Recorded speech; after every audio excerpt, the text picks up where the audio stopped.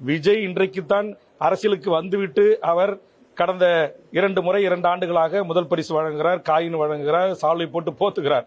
நான் 2001 இருந்தும் அதற்கு முன்பு அரசியல் கட்சி தொடங்குவதற்கு முன்பு இருந்தும் தமிழ்நாட்டில் வாழ்கின்ற பல்லாயிரக்கணக்கான மாணவர் செல்வங்களை என் சொந்த செலவில் நான் படிக்க வைக்கிறேன், மருத்துவம் படிக்க வைக்கிறேன். இந்த ஆண்டு கூட விண்கலம் அனுப்புவதற்கும் ராக்கெட்டுகளை செய்வதற்கும் சுமார் 25 லட்சம் ரூபாயை என்னுடைய பண்ருட்டி வட்டத்தைச் சேர்ந்த ஏழை எளிய மாணவர் செல்வங்களுக்கு நன்கொடையாக தந்து அவர்களை அந்த விண்வெளி சார்ந்த ஆராய்ச்சியை கற்றுக்கொள்வதற்கு ஒரு ஆனந்த் மகாலிங்கம் என்று சொல்லக்கூடிய இந்தியாவின் வளர்ந்து வருகிற ஒரு மாபெரும் அறிவியல் விஞ்ஞானி அவருக்கு அந்த உதவிகளை செய்து சமீபத்தில் கூட நான் இங்கு ஆயிரக்கணக்கான மாணவர்களை சந்திப்பதற்கு அவருக்கு அந்த ஏற்பாடு செய்தேன்.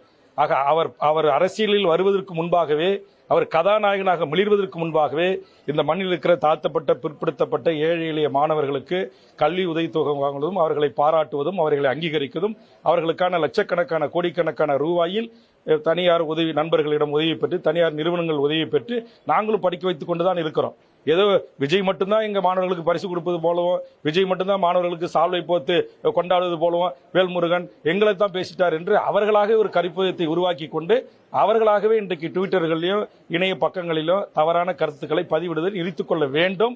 அப்படி நான் சொன்ன அந்த 1.25 மணி நேர பேச்சு திரு விஜய் அவர்கள் கேட்கட்டும். அதில் அவருக்கு எது ஆட்சேபம் இருக்கிறது, அதில் அவருக்கு எதிர்ப்பு எது இருக்கிறது என்பதை குறித்து உங்களை போன்ற பத்திரிகையாளர்களை அழைத்து அவர் சொல்லட்டும். அதை நான் திரு விஜய் அவர்களோடு நேருக்கு நேராக விவாதிக்கிறதுக்கு தயாராக இருக்கிறேன்.